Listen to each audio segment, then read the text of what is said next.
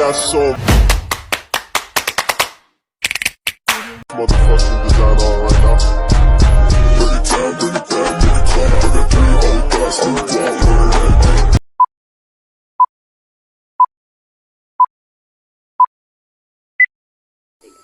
Assalamualaikum warahmatullahi wabarakatuh. Yang terhormat Bapak Dr. Andes Subiki MKes dan yang terhormat Bapak Dr. Andes Mariani MPD. Perkenalkan, nama saya Konita Hukma Asoba dengan NIM akhiran 067. Saya Giska Novi Ramadhani dengan NIM akhiran 041. Kami dari kelompok 12 yaitu pengukuran sudut. Selamat menyaksikan. Soba.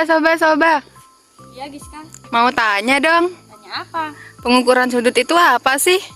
Sebelum saya menjelaskan tentang pengukuran sudut, saya akan menjelaskan tentang pengukuran. Pengukuran adalah suatu proses atau kegiatan membandingkan suatu besaran yang sejenis menggunakan alat yang sesuai sehingga menghasilkan sebuah satuan. Nah, untuk sudut merupakan hasil dari titik temu dari dua ruas garis sehingga menghasilkan sudut.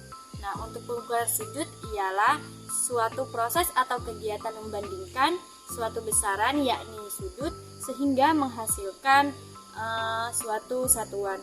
Apa sih satuan dari sudut itu? Ya benar, derajat. Nah, dalam pengukuran pastinya membutuhkan suatu alat. Dalam pengukuran sudut kita membutuhkan alat yakni busur. Busur terbagi menjadi dua, yakni busur analog dan busur digital. Untuk busur analognya itu terbagi menjadi dua juga, ada busur derajat dan busur bilah. Untuk selengkapnya akan dijelaskan oleh rekan saya.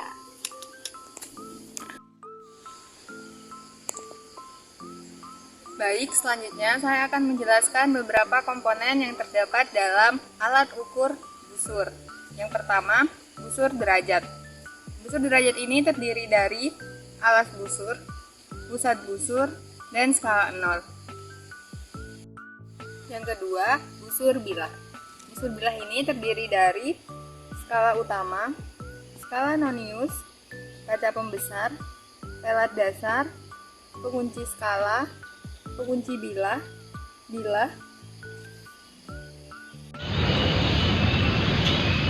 Selain busur derajat dan busur bilah, kita juga akan menjelaskan tentang busur digital, yang mana kita menjelaskan menurut aplikasi.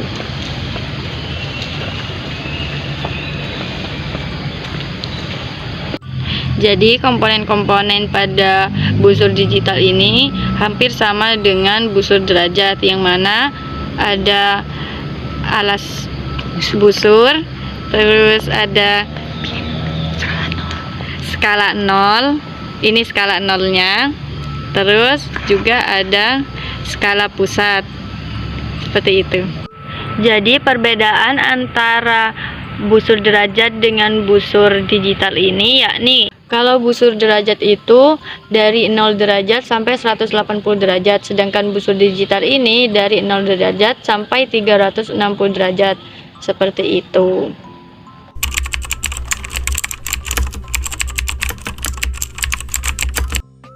Pertama, kita dapat tempelkan titik pusat busur kepada titik temu dua garis. Lalu dapat kita lihat besar sudut A terhadap B yaitu 55.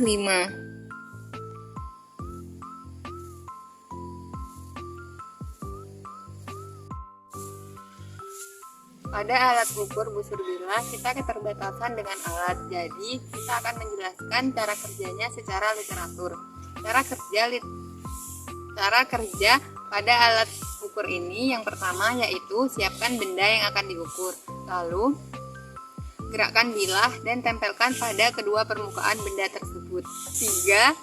Kunci bilah dan kunci skala busur, lalu baca hasil pengukurannya.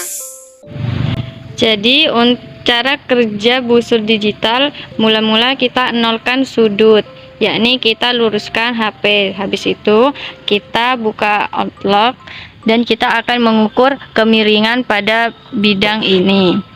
Kita miringkan, sehingga akan menghasilkan sudut dan secara otomatis akan autolock atau akan terkunci.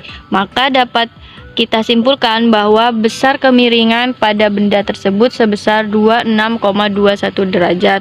Nah, apa sih kelebihan dari busur digital ini?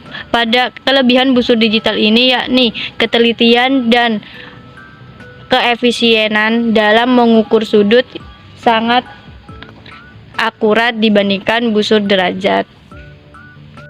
Nah, karena kita sudah ada di penghujung video, maka kami dapat menarik kesimpulan bahwa Pengukuran sudut adalah suatu kegiatan membandingkan sudut yang akan diukur dengan sudut pembanding.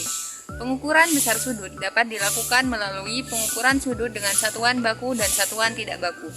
Pengukuran sudut dengan satuan baku dapat kita lihat seperti yang tadi kita lakukan dengan menggunakan busur derajat dan busur bilah. Sedangkan pengukuran sudut dengan satuan tidak baku dapat menggunakan sudut satuan. Dengar-dengar Mbak Sabah mau pantun nih. si Jaja ketemu si Ivan, Cakep, si Ivan ketemu si Mulia. cakep. Mungkin hanya itu yang dapat kami sampaikan. Kurang lebihnya, doakan nilai kita A ya. Nah.